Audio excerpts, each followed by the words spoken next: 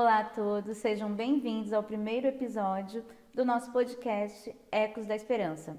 Vamos começar hoje com uma conversa com o nosso pároco, Padre Jorge. Não podia ser diferente esse primeiro episódio. Olá, então eu sou o Padre Jorge, sou pároco de São José e São Batista, unidade pastoral, tenho outro pároco também comigo, portanto somos dois padres chamados insólito, quer dizer solidariamente, nesta unidade pastoral.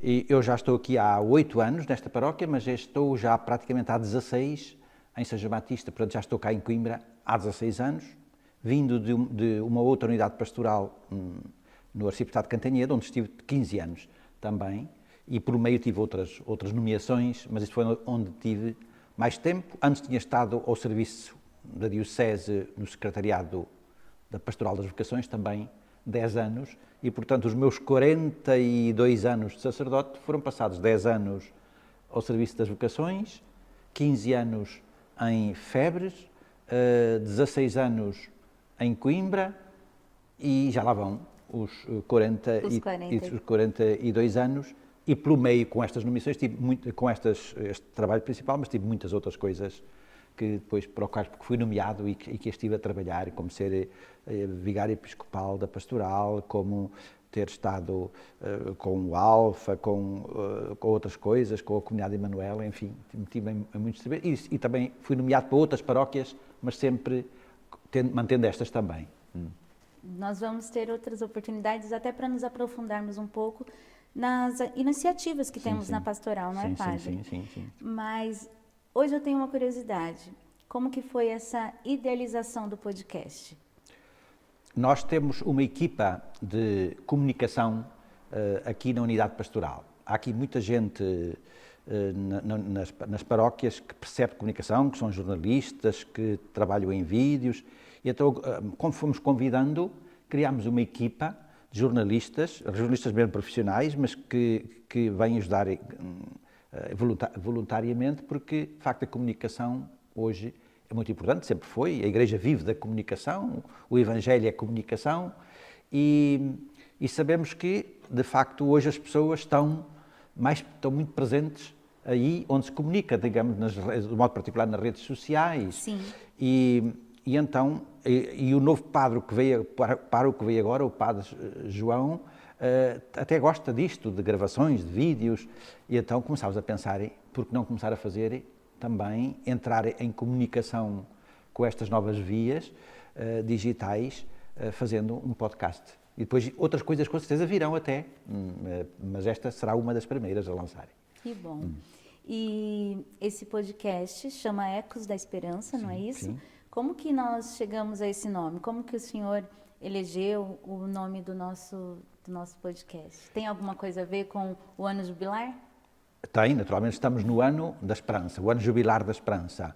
E naturalmente que escolher o nome do podcast podia ser este ou outro, mas isto foi uma escuta de todos esses membros da equipa de comunicação e até creio também da equipa que nós temos de animação pastoral, que foram sugerindo nomes. E foram vários nomes, todos nomes muito interessantes, mas este foi o que acabou por ficar, Ecos da Esperança. Toda a gente naturalmente relacionou este início com o ano jubilar da Esperança, e a Esperança, praticamente a todas as propostas, a Esperança esteve lá sempre, nos diversos nomes que foram sendo dados. Que bom. E conta um pouquinho para nós, Padre, nesse ano jubilar, o que é o ano jubilar, para que entendamos um pouco mais e consigamos viver esse ano jubilar da melhor maneira possível. O ano jubilar é uma tradição da Igreja milenar. De 25 em 25 anos, a Igreja celebra um ano jubilar do perdão, de indulgência, um ano forte relacionado com a vida de Cristo ou com outro acontecimento digamos assim, da vida cristã, seguindo a tradição que também já vinha de Israel, que já o fazia de 50 em 50 anos, mas a Igreja passou a fazê-lo de 25 em 25 anos. E, portanto, é um ano especial em que, como se deixar de dizer assim, como se o coração de Deus se dispusesse, mediante também a nossa atitude, a abrir-se desmesuradamente, já é assim habitualmente, mas ainda mais neste ano, em que Deus derrama sobre nós a sua graça abundante na medida em que nós também nos predispusermos a acolhê-la. E, portanto, é um ano de júbilo, um ano Jesus, na sinagoga da sua terra, no início da sua vida pública, quando entrou na sinagoga, foi-lhe dado o livro do profeta Isaías e ele, abrindo o rolo, leu: o Espírito do Senhor está sobre mim, porque ele me ungiu para anunciar a boa nova aos pobres, a libertação aos oprimidos, a alegria aos que sofrem e a proclamar um ano jubilar, um ano da graça do Senhor. E depois enrolou o livro e disse: cumpriu-se hoje mesmo esta passagem da Escritura que acabais de ouvir. Quer dizer, ele inaugurava não só um ano jubilar, mas ele inaugurava toda a meia época jubilar, os tempos novos da fé cristã. Mas, de facto, a sua vinda era um ano de júbilo, um ano de alegria. E a Igreja vai vivendo esse júbilo de 25 a 25 anos ligado à vida de Cristo. Agora já estamos a perspectivar o ano 2033, que é o ano da redenção, da morte e da ressurreição de Cristo, porque nós dizemos mais ou menos que Cristo terá morrido com 33 anos, mesmo que os números podem não ser assim totalmente exatos, mas quer dizer que em 2033 vamos celebrar a morte e a ressurreição de Cristo. Já será um novo júbilo, 2025 a 2033, teremos mais 8 ou 9 anos até lá. Padre, então falando sobre o ano jubilar, mais um pouco, o que é o ano da esperança? Como viver o ano da esperança?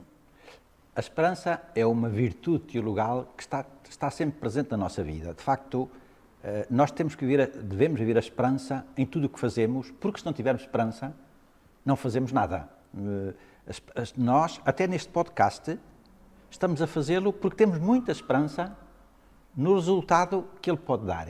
Nós acreditamos ou esperamos que de podcast em podcast iremos tocar muita gente, jovens, adultos, que nos possam ouvir, e aquilo que às vezes nós podemos não ser capazes de tocar aos domingos na Assembleia, podemos tocar a tantos outros que não vêm à Eucaristia, com temas cada vez mais diferentes, uns talvez que interessem mais, outros que interessem menos às pessoas que nos ouvem, mas temos esperança que a partir deste podcast muita coisa também, muito anúncio do Evangelho se pode fazer através dele. Portanto, a esperança é qualquer coisa que, digamos assim, nos empurra para a frente porque nos faz sonhar um mundo novo, um mundo melhor. Por exemplo, o Evangelho de hoje era o Evangelho do Pai de Misericórdia. Aquele pai era um pai cheio de esperança. Sim. Ele, desde que o filho bateu a porta para se ir embora, como que abriu uma janela de esperança para o filho. Aquele pai, eu vejo à janela, à espera que o filho volte um dia e que regresse. E quando o filho regressa, ele dá-se conta. Mal o pai o viu, mal o filho aparece lá ao longe, o pai viu e correu para ele.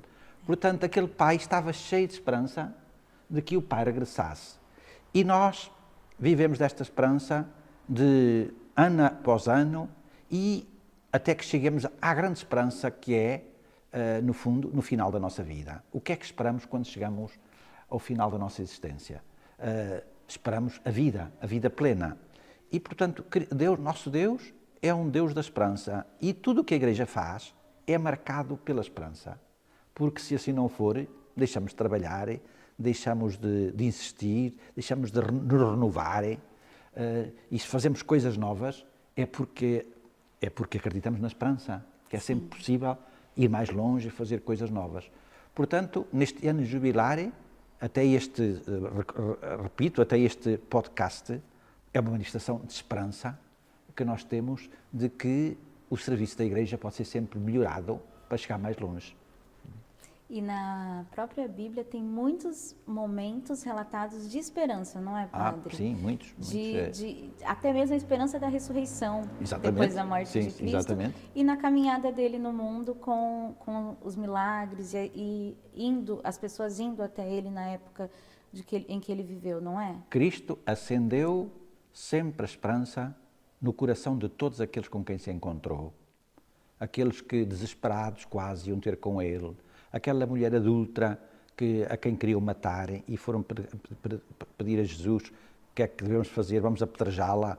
E pronto, não havia mais esperança para ela, mas Cristo restituiu-lhe a esperança de uma vida nova. E disse, ninguém te condenou, eu também não te condeno, vai em paz. Aquele leproso que não podia esperar já mais nada porque estava leproso, e o leproso era um morto-vivo. Ainda estava vivo, mas já estava como morto, não podia estar perto de ninguém. Mas Jesus restituiu-lhe a vida, curou-o e abriu-lhe uma porta de esperança inimaginável. O Lázaro, que estava morto há 4 dias e ainda pôde reviver, em Cristo a esperança é algo permanente. Em todos os encontros que ele tem com cada pessoa no Evangelho, é sempre um encontro de esperança nova. Sim. E a Igreja, por isso, deve ser o grande sinal de esperança para o mundo de hoje. O Papa Francisco, o que eu vejo nele, naquela janela que se abre em cada domingo para falar às pessoas, é sempre uma janela de esperança que ele abre para o mundo. E no mundo hoje tão atormentado, com tantas más notícias daquilo que vai acontecendo, de facto estamos a ver um tempo difícil. Talvez para mim o mais difícil depois da Segunda Guerra Mundial, e mais perigoso. Há esperança também neste tempo e temos de ir ao encontro dos sinais de esperança, e também se fala nisso hoje, dos sinais de esperança que há neste mundo um bocadinho difícil. Que sinais de esperança encontramos nele? Pois bem, na fé cristã há sempre esperança em qualquer situação que estejamos a viver, porque Cristo ensinou-nos isso e mostrou-nos isso na sua própria vida e na sua própria morte. Padre, que bom ouvir suas palavras hoje. Obrigada pela presença. Espero tê-lo aqui conosco sempre para trazer partilhas tão importantes como essa.